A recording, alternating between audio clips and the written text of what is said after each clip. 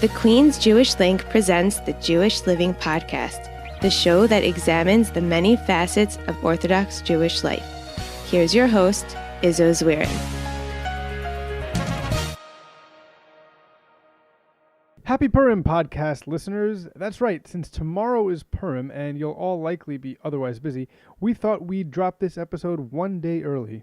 Now, I would wager that a good number of our listeners do not work in a mostly frum environment. And you know what?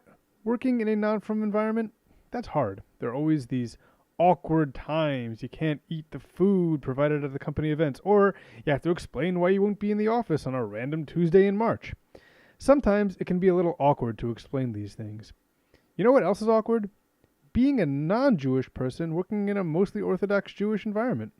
As humans, we are often much more self-conscious of how we are perceived by others.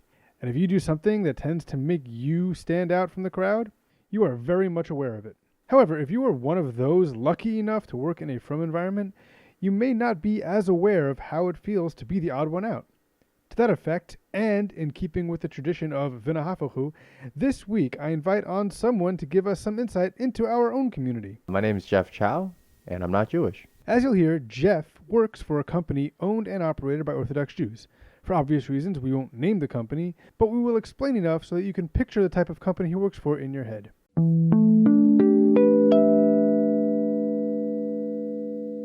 Jeff, thank you so much for joining me this week. The reason that I asked you to come on is generally on this show, we try to get a little bit in depth on various topics related to Judaism. I thought I'd have you on to talk about what it's like from the outside looking in, outside of the Orthodox Jewish world, outside of the Jewish world, looking into the Jewish world and your experiences there. But before we get into that, I'd like to know a little bit more about you. What's your background? Where are you from? How'd you get here? Yeah, man. Thanks for having me. So I am, I guess, racially, ethnically, Taiwanese American. Okay. So my parents are from Taiwan. I'm born here, grew up in the city, and I travel back and forth to Asia quite often, and just all means Asian. How did I get here? It was actually just luck. You can say Hashem brought me here. All right, we're going to definitely get into your knowledge of Jewish terminology and phraseology a little bit later on. So now you work for a company that's run by Orthodox Jews, correct? That is correct. Yeah. So can you give me, without giving enough away about the company, tell me a little bit about the structure of the company. So the structure of the company, we're a mid-sized company located out in Brooklyn. Where the Jews are, okay. Right, right, in all the right neighborhoods. Right. Yeah, I would say, I guess it's grown a lot since. Used to be very mom and pop, so to speak, in the sense that, it felt like one family really opened the shop and really ran with it. And then they expanded and just hired more people as they went along. In terms of, I guess, structure, I would say, Orthodox, right? Yeah. Orthodox, probably. Right. Yeah, probably. And then, it's let's put it this way, it's a unique company for me anyway. Yeah. All right, so we're not going to name the company. Right. We don't have permission from them to do so. Right. But how did you end up working for this company? So I graduated college, and like any other freshly grad with student debt, I was just looking for the highest paying job. All right. Right, and then this company posted, I believe, at my career center. I went there, applied, and interviewed, and here I am. So this company is the first company you worked for out of college? Correct, yeah. All right. Very cool. So the reason that I have you here is that we're looking to try to figure out if there's any discrimination within the Orthodox Jewish community as it relates to outside of the Jewish community. There's been a lot reported in papers in the past about this type of behavior. What I want to do is try to figure out what we can do to better ourselves towards the rest of the population. Sound all right? Yeah, sounds good. It's actually, so let me put it this way. I guess when I first got there, it was definitely culture shock for me. I grew up in New York, and I understood that there was a large Jewish population, but I didn't know there was this half of the Jewish population. I would say. I guess I really only saw like the 3-day Jews. The 3-day Jews or the High Holy Day Jews? Exactly. And I never really got to see this side of the, I guess, isolation. Okay. Right? That's the word I would describe a lot of the Orthodox Jews. And so in terms of the discrimination or reported, discrimination, right? I personally don't see it. As I guess an Asian, I'm very lucky in that sense because we generally only have positive stereotypes. But in terms of, I don't think there's any maliciousness sometimes when it does happen. It's not coming from a place of hate. I would say it's more so they just don't know. Okay. Right. They don't know. They don't understand. Exactly. Right. Okay. I don't, I think for the most part, it's just the matter that these people are so isolated, that they really don't have any experience dealing with other people other than maybe what they hear through stories or, and unfortunately one person doesn't represent the whole spectrum, so to speak. And I'm assuming that it might work the other way. So you yourself haven't experienced any sort of discrimination, but it doesn't mean that other people haven't. So we're just talking to you as a one person with a story, but you're not speaking for every single person who's ever worked for a Jew. Fair enough. Right? Okay. Yeah, definitely don't. All right. So you mentioned that it was kind of a culture shock for you. Yeah. And that your employers or your coworkers might not have understood about different cultures. Do you find that they're receptive to learning about those things? So it's interesting. I think the people who I work with are 100%. They want to learn. They're hungry for the different cultures. They're curious, I guess would be the word. Right. But it's interesting that I have heard through other through some of my coworkers that the people that aren't working there are almost against the idea of them being exposed to these cultures, and I think that goes back to kind of the isolationism, the tightness, the tight grouping that right. you guys have, and it's understandable. So, but I do see that a lot of them are open and they are curious. Well, we did do an episode a few weeks ago on why people leave the Orthodox communities. There was a gentleman named Mark Trencher who we had on. He did a study as to why people leave the communities. He had 2 different factors about why people leave, and he called them the push and the pull.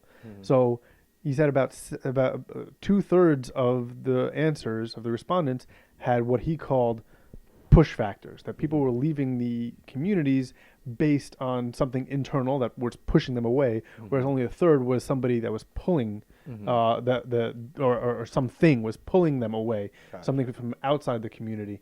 So what you're saying kind of makes sense, that people are still thinking that maybe if there's an exposure to outside cultures and outside ideas, then they'd be more likely to go on and explore them. But you're saying that you work with people that are exposed to your wild and crazy external ideas that aren't leaving. Is that about right? Yeah, they're perfectly happy where they are. I would say I can't really comment on the push and pull so much. Well, I would figure not. Not that expert, but I do see, I guess, why they're so happy where they are, right? I guess I just try to put myself in their shoes a lot of times and see, what it, because growing up from would be 100% different than how I grew up. Right. I can see all the advantages of living in an Orthodox community. There's really a sense of community. There's really, everyone watches each other's backs. They help each other out. There's nothing like that, I feel like, in the in the secular community, right? Yeah, just even in other religious communities. Really? I don't. Yeah, my fiance is Catholic, and I a little, definitely not to the same extent. You make friends. It's almost like you develop a friend group in Christianity or Catholicism, but I don't see the level of where you invite other people to your home every Saturday for a meal. You help each other when somebody's pregnant or or you're sick. It's on another level, and I can see how that safety net that you guys built for yourself is. I'm jealous sometimes. I'll tell you a quick story. I was driving with a friend of mine, and our car had some trouble, and we had to pull over to the side of the highway, and we called the tow truck. Right. And as the tow truck was there, this random guy, a Jewish, an Orthodox guy, pulls over to the side, and just pulls my friend over, who's the driver, to the side, Right. and has a quick conversation with him, and then he gets in his car and drive away. The tow truck operator, when he gets back, asks him, "What was that?" He's like, he just wanted to make sure that everything was okay, and that you weren't ripping us off. That's kind of the community that we did build. We built a community where people do look out for each other. Yeah. And you mentioned like the meal trains when people have a baby, or just having somebody over for a random meal, not so random, on a Saturday. But we do this with a lot of things, and you're right. And it's not even local meals. It's I've had some coworkers. They would go to different cities, and oh yeah, do you know anyone in the city? No. But you have a place to stay? Yeah. Never. That would never happen. So right? we in the Jewish community kind of take that for extreme granted. Yeah. That happens. Like my family and I just went on a vacation. We went to Florida and we got meals for Shabbos. That's awesome. Yeah. Right. Yeah. And these aren't like McDonald's. These are high-end meals, right? Yeah, that's right. These are very feasts. These are more like feasts. These are like a Thanksgiving feast that we do every Friday and Saturday. Yeah. So getting back to the company that you work for, do you notice a difference between the way that you interact with the employers versus the coworkers? Now, obviously, it's going to be different. There's a difference between somebody who's your boss versus somebody who's your peer. Right. But I'm talking about in terms of the way they talk to you about religion, the way they talk to you about what's going on in the community, the way they explain certain things. Right. Do you see that difference? Yeah. So I don't know if I've been there too long. Okay. How long have you been there again? 6 years. 6 years. Coming Okay. up on 6. Yeah. In the beginning, they would explain things to me, and now they just speak Yiddish around me and assume that I understand, which I'm trying to learn, but it's a hard language. Not an easy language. I don't speak it. Yeah, and then but no, I do see. I guess you can't get away from the differences altogether, right? As much as we want to be, all the same, it's just easier to hang out with people that are like you. Right. I know. Growing up, I've almost exclusively hung out with Asians. It wasn't until college I kind of broke out of that shell, and it just makes sense because it's more so just you're comfortable with people that understand your culture and your traditions. Exactly. Yeah, you don't have to explain anything. You don't have to take the extra effort. It's just easier, and so when I got to this company, it was I almost said the company name. It was interesting because they treated me with a lot like I guess they held my hand. Okay. Right. They walked me through a lot of things. And because I guess I felt like a child just learning a brand new world, they kind of took their time with me and really took the time to explain things to me, which was nice. And as I made friends, it became easier and easier to go, hey, what's going on? Or, hey, what's this? What's that? And the internet doesn't hurt either. Yeah. It's not always accurate, I've learned, but but you could always research and then say, hey, is this accurate? Exactly, right. Yeah. Do you find that any of your coworkers are people that you would hang out with outside of work? Yeah. The problem is, I guess, the level of isolation. I don't even know what the word is. Does this count as frum? Maybe. But I would say it's hard to hang out with some of the people. I could see myself definitely hanging out with, some of my coworkers. If this was a secular company, we'd definitely go get a beer or something after work. That definitely, I could see that happening. But the problem is, after work, they have to go home to their 5 kids. Right. Or they have to, go pray, or they have other things to do that kind of, I would feel weird kind of following them to do prayer. I mean, I've attended a few, which is, kind of cool, but more just, if you like, that's the So these are people that you would absolutely love to hang out with. Yeah. Just the timing might not work out. The timing, and yeah, and on top of that, I live kind of far from Brooklyn, so it's hard, okay. Right. So, but I could, 100%, I could see myself. We would just be hanging out and doing nothing. It'd be a lot of fun. Yeah. So you mentioned the culture shock of when you first started working there. Can you give us some examples of things that may have happened in those first couple of months that you're like, oh, that's a thing. I gotta make sure I remember that. So my favorite story that I like to tell, it involves food. Well, that's what we do. Right. So I remember the first. So this was maybe a month after I got hired. I decided to finally venture out into the neighborhood, and because a lot of these stores are intimidating, right? I don't know anybody. Everyone's speaking a different language. I'm a native New Yorker, but this was a lot. Yeah. It's really different. And I was like, all right, let's do this. I've seen the waistlines in that community, and the food must be delicious. So I was like, I have to try some of this food. And so what happened was I actually went to the local pizzeria. Ah, the great Jewish traditional food of pizza. Right, exactly. Okay. And so I walk in, and I'm looking around. It's actually, I think, during the lunch rush, because the guy behind the counter was a little, and then so I decided, all right, I'm just gonna get a slice of pepperoni pizza. I can see where this is going. You see exactly where this is going. And then so the interesting thing was, though, to me, I had no idea, right? Meat and cheese, no idea. This is early in my career. I should have known better. There's another problem with pepperoni. Oh, really? Yes. What's pepperoni? Oh, it's pork. That's You're right. There's Oh, another. I forgot about that one. Yeah, you get a double whammy with that one. But go ahead. Okay, Continue. well, the double, I forgot about that. Yeah, you're right. Well, so I walk in and I go, okay, can I get a slice of pepperoni? The guy behind the counter, with the curls, the hat, he's it's as stereotypical as you can get, I suppose. Right. He looks at me, and he looked at me with it's almost like I killed his firstborn child. It was anger and a straight face, nothing, not a smile, nothing. And he looked at me and just said, no. and so for me, I was confused. I had no idea. I've lived in New York my whole life. You've never gone into a pizza store that didn't have pepperoni. Thank you. Exactly. I'm not crazy, right? I was like, this is New York. They have pepperoni pizza, right? How isn't that the most common topping? But I clearly didn't know where I was. And so I, and the guy didn't help, because he was looking at me like, he's ready to kill me. And I was, now that I think about it, I don't know why he was so upset at me. I think I deserve kind of a pass, just because I don't look Jewish at all, right? Like, at all. I don't. I think he could have cut me a little slack on that one, but I remember I think I just pointed to something and said, "I'll just take that, please," and kind of ran out of the store as soon as I could. But yeah, that was But whatever. So what about times like that? Do people explain things to you later on? So yes, I would say.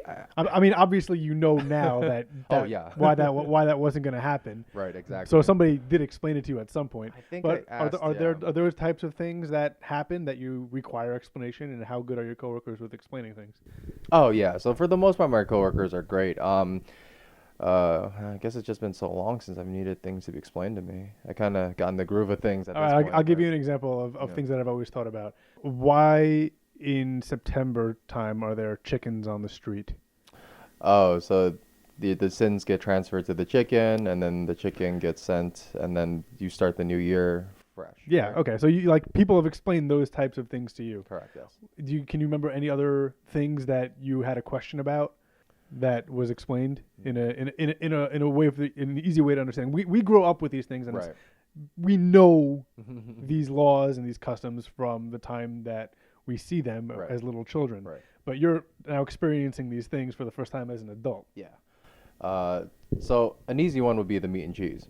Right. That one actually, it took me some time to understand why the meat and the cheese, the mother's milk, right? That whole thing.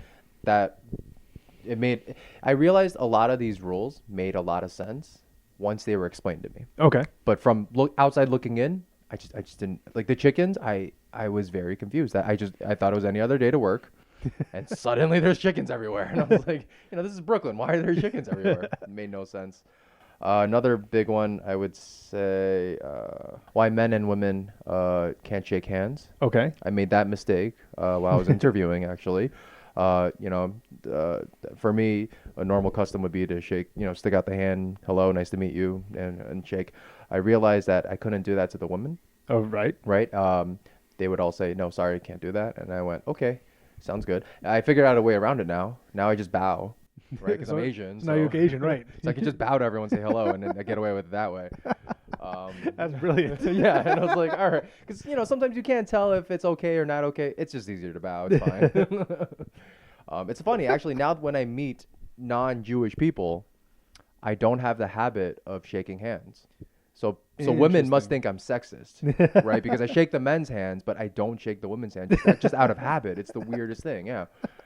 Yeah. That's very interesting. Yeah, and then sometimes I have to catch me. If I go to a conference, I go, "Oh yeah, I Because should've." we have that also. I'm not part of that ultra orthodox community. I'm part of a more modern orthodox community. So in my community, it's not unheard of for men to shake the hands of women outside, like in the business world. Not uncommon at all. Right. But for some people, they have a hard time transferring where they are when they are. It's like, oh wait, am I shaking now or am I not shaking now? Right. I've seen that be an issue. Like where a friend of mine, I literally saw this a few months ago. A friend of mine reached out to shake hand, forgot that he was in the synagogue, and like did his awkward tuck with his Back in pocket, right? Yeah. It's a low five. Just I called him out on it later, but I knew. I don't know if the woman saw it, but I Right. knew it happened to him. Yeah. The weirdest thing. One other thing that we have that's quite different than the rest of the secular world is our holidays. Yeah. So I'll ask you about two things. Do you have a favorite Jewish holiday? A favorite one. Yeah. It could be for superficial reasons if you want. Yeah, I was gonna say because to be honest, I don't know. I mean, I know some of the reasons behind the holidays. Okay. But for me, they're just days off, which is great. It's an extra day off. So Yes. when you have these extra days off, Right. What do you do? Like your friends aren't available. Right. So what do you do?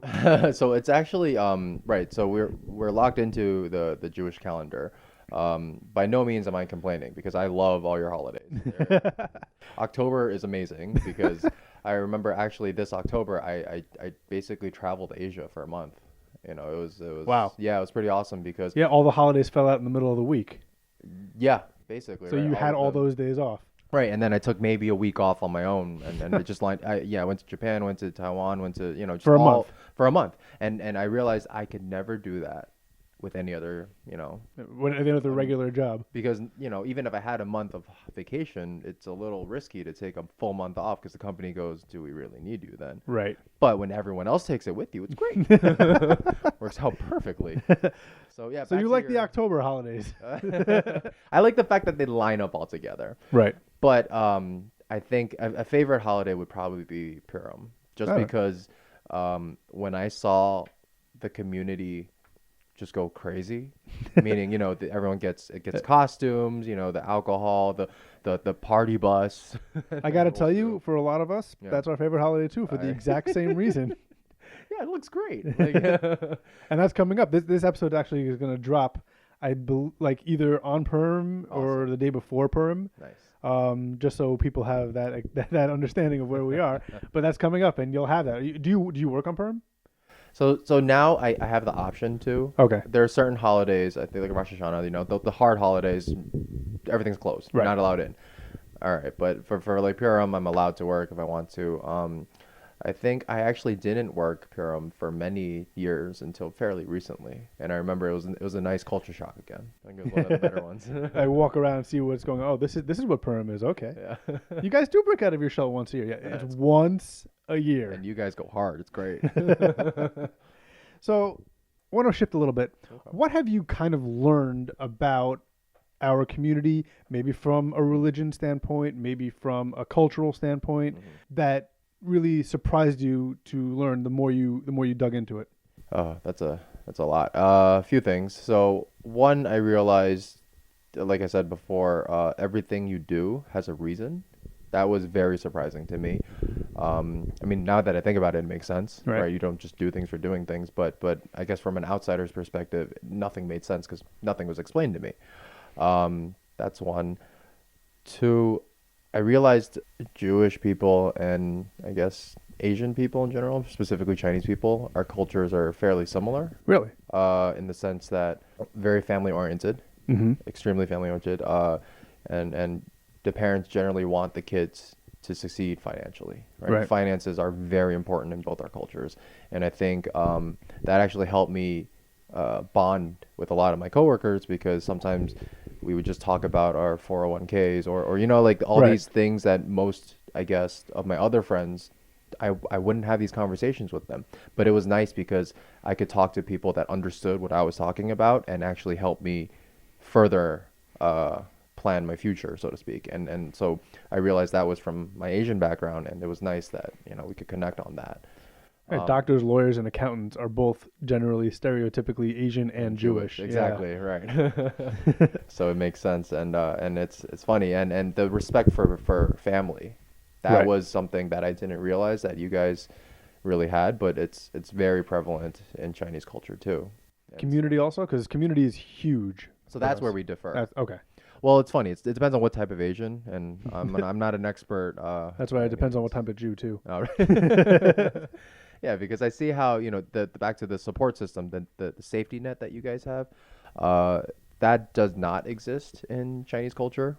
We try to undercut each other as much as we can. Really, for the most part, it's and stereotypically, of course, this is all it's by no means across the board, but yeah, we don't want to get all the Asian that's listened to the Jewish Living podcast angry at you. I know that they'll write some letters. I'm That's pretty right. sure. So,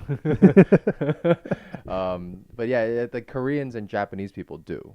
They have that sense of family bonding, and they kind of help each other out a little more. But I still don't think it's to the same level that you guys do it. Okay. So that's where it really changes. So you gave me the two things that you liked about our communities. Is there anything that we need to improve on? So that's a tricky question, because when you say improve, in all honesty, I don't know if improve is the right word. All right.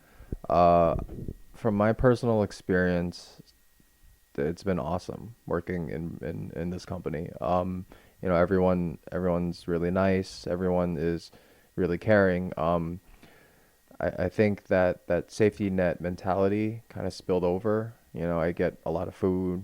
People are very kind to me. That you know what I'm saying? Like I feel like I don't think I'll ever be a full member, obviously, because I don't. You're not planning on converting anytime soon? Have I- people asked you? Well, so no. So the thing is, I did the asking because, the stereotype of like Catholics, right? The reason I refer to Catholics is because in mainstream media, that's what I kind of grew up with, and that was the stereotypical religion that I refer to. So they try to convert you, right? They want Jesus Christ to be your Lord and Savior, all that, all that jazz, right? Yeah. And then so it was funny because the more I learned about Judaism, the more I liked it. I like the fact that there's this sense of community. I like that everyone helps each other out. I like that the knowledge is passed along in such a way that everyone kind of gets ahead. I don't know the numbers, but stereotypically Jewish people are financially more well off. You have families. It's stable. It's nice. It's this is what people should strive for. But so I actually did ask, what does it take to actually become one? And, it was half joking, but I was also curious, because the only thing that I haven't complaints about is maybe the pork. I don't know if I can give up bacon, but like the idea of Shabbos. You like Shabbos? I love the idea of Shabbos, where you disconnect for 24 hours. Not 25, but yeah, go ahead.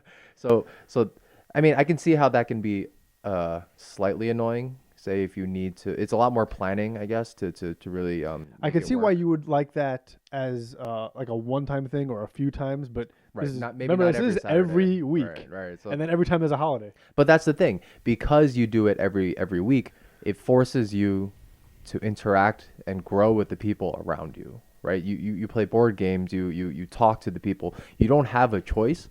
Otherwise, you just sit and stare at the corner, right? You'll be bored out of your mind, or like I like the idea that you sit and you talk to your neighbors. You sit and you bond with the people around you, and then that's something that the secular world has lost, like 100%, thanks to smartphones and all the technology. People don't talk to people anymore, right? Okay. And I definitely feel it even amongst my friends, and family. It's different. It's just when you're forced to do it for a full day every week, I think that's a really beautiful thing. And so I really like that idea, and I think all the other things, praying like 6 times a day, 3 times. 3 times a day. Yeah, 3 times a day. 6 times a day. Whoa. Well, I don't know any really. I think Islam does 5. oh, okay. Well, I don't know anybody that goes 6. Getting a little mixed up. But right, so all that other stuff, I think it's almost worth it in that sense. But pork. Right. I can't give up. So you inquired about how this happened, and what did you find out? They told me they have to tell me not to convert 3 times, which also blew my mind. That we actively tell you that don't you do shouldn't. it. Right. And I guess it makes sense considering all the rules that you actually have to follow. So Right, because if you convert, it's forever. Like Right. there's no like yeah, you can't there's no like put half, unconverting, right. but according to our law. So we want to really make sure you're doing this and you know what you're getting yourself into. Right. Yeah. And so it was it was eye opening. It made a lot of sense all of a sudden. Then Right. nobody asked me, "Hey, do you believe in Hashem? Have you accepted him as your Lord and Savior?" Yeah, that never happened, and I was like, "Oh, okay, that makes sense." Yeah, we don't shop. yeah, We don't shop our wares. Right. That's interesting. Yeah, because these are things that That are aside from you working for an Orthodox Jewish company, and don't think I haven't noticed that you've snuck the word "frum" into conversation oh yes, I'm twice showing during off. don't think I haven't noticed that. But because we're part of the community, I'm curious not only as somebody who works for a frum company, Right. but somebody who is an observer of our religion from the outside. Like we don't know these things. Right. I've never been an observer from my religion from the Makes outside. sense. Right, you grew up in it. Right? I've observed other religions. Right now, I work in a completely non-Jewish company. I've worked for Jewish companies before. I've worked for non-Jewish companies. Right. Now I work in a completely non-Jewish company. And for me, there's some awkward times when I have to explain some things Right.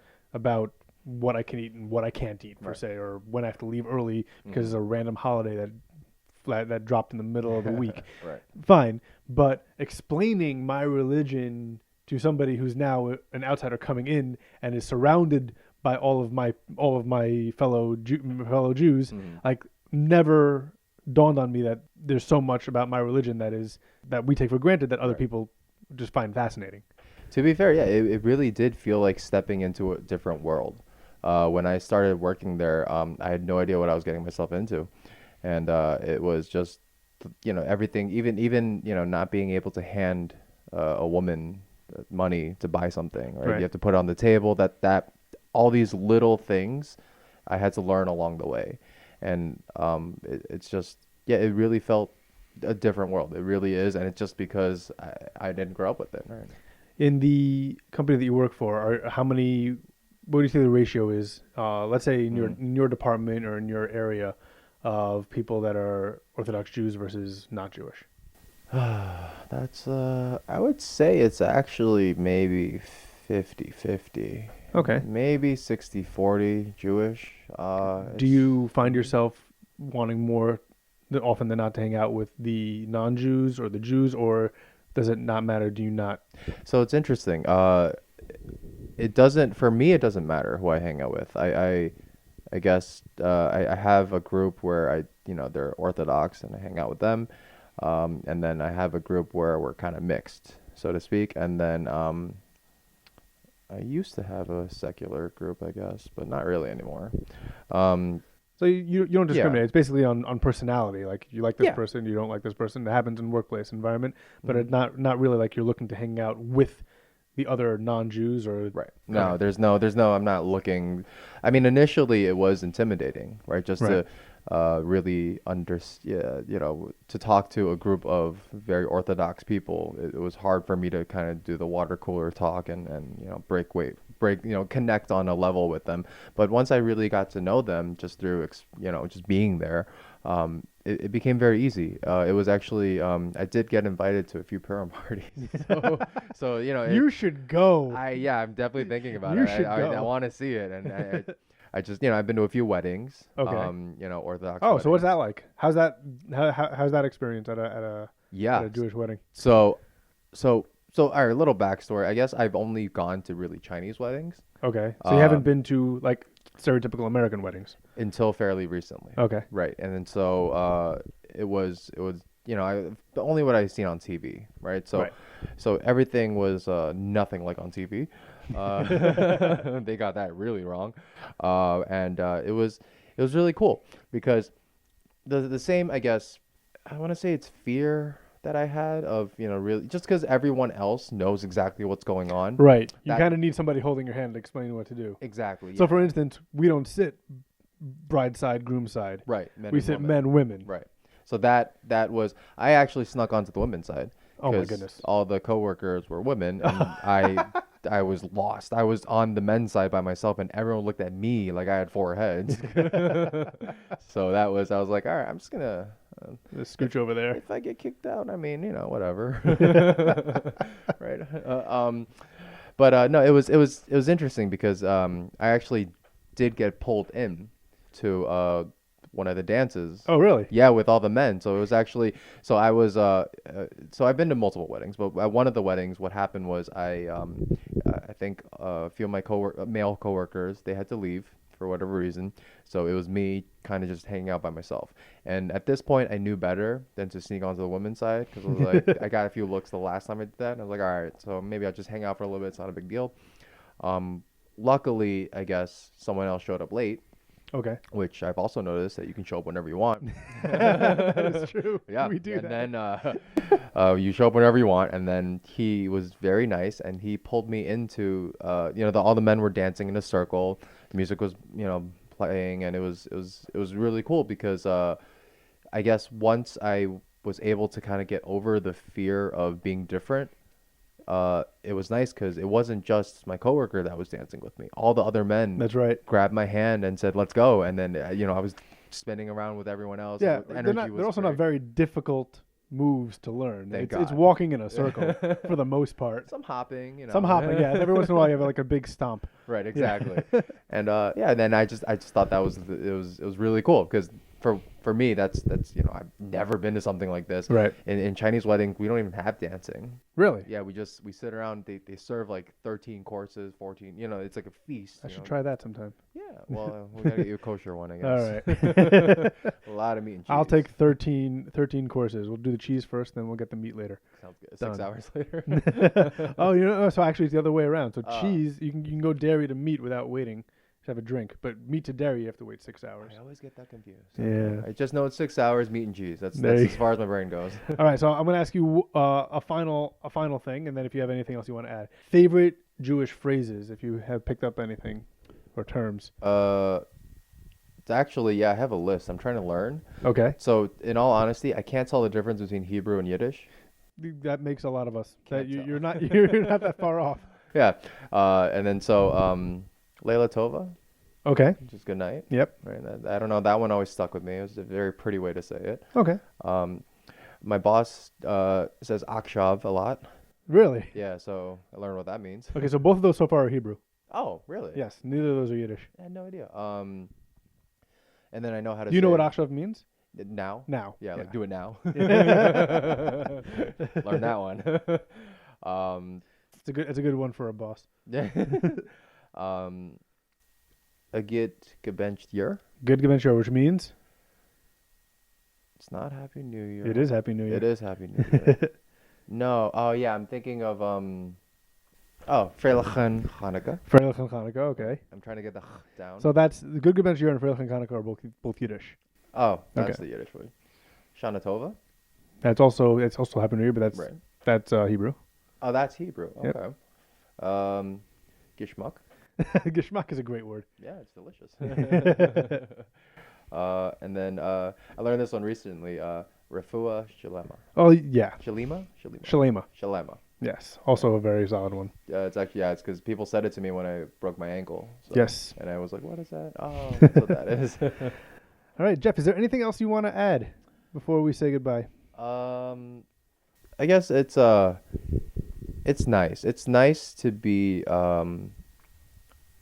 in a place where everything is so different, I guess. That's always one of the nice things about working in Brooklyn is that I learn something, maybe not every day now anymore, but I do learn things from here and there, and it just it's always fascinating to understand the why behind it. And I think before going in, I had the stereotypical image of Jews, right, where you guys are, not selfish, cheap, right? Then you guys are, Yep. I guess, very to yourselves. Mm-hmm. But then I realized it really isn't as simple as that. I think it's more so that you guys are, or at least that part of Brooklyn is very isolated, but it's not the same fear I felt, I think can be can be flipped in that sense. Okay. Like, I feel like they also are afraid of reaching out, right? And I don't think it's encouraged either. I can't comment on that, but I know that I feel like sometimes they're scared to talk to me the same way I'm scared to talk to them, and that I don't know. It makes me realize that we're, as cheesy as it sounds, we're just people. We're all just right? people. We're all just people, and it really, that human factor is something I really, looking from the outside, you don't understand until you actually walk through the door and sit down and talk to them. I think that you're right. Obviously, you're right. But it's something that we all do. If you're entering a situation that you're not comfortable with, you're more likely to just sit on the side and not make contact with people. So for you, it's you grew up entirely basically in an Asian environment, and you're walking into this totally different environment. For me, I grew up in a fairly modern Orthodox, or labels on it. Not going to explain the labels to you right now. And then now I work in a large minority environment, and it's different. But in the end, you're right. We're all just people. Right. Walk over to somebody and talk to them. Right. You could learn you have a lot in common. You could learn you have a lot that are different. That you could all learn different things from each other. And Chillent is awesome. Awesome. Yeah, I want to throw that in there. That is probably one of my favorites. Delicious. Jeff Chyau, thank you so much for joining us this week. Thanks for having me, Izzo.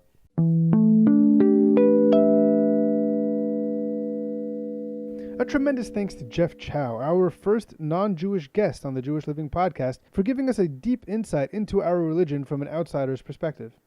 It's funny, I initially invited Jeff on to get some insight as to what it's like to work for Jews, and the conversation ended up evolving into an outsider's perspective on our religion, communities, and customs. And honestly, it's nice to hear a positive view from someone who's definitely on the outside, but has a clear understanding of what goes on the inside. As I mentioned during the discussion, I'm fully aware that Jeff's experiences are not everyone's experiences, but I can definitely appreciate when somebody can honestly assess the similarities and differences between two vastly different cultures. I hope you all have a Freilich and Purim, and as always, Kol Tov. The Jewish Living Podcast is produced by Swirly Pikus. Our theme song is The Band by A.B. Rottenberg from Journeys 4. You can email the show at jewishlivingpodcast@gmail.com. You can also find us on Twitter at Jewish_living. The Jewish Living Podcast is recorded in conjunction with the Queen's Jewish Link.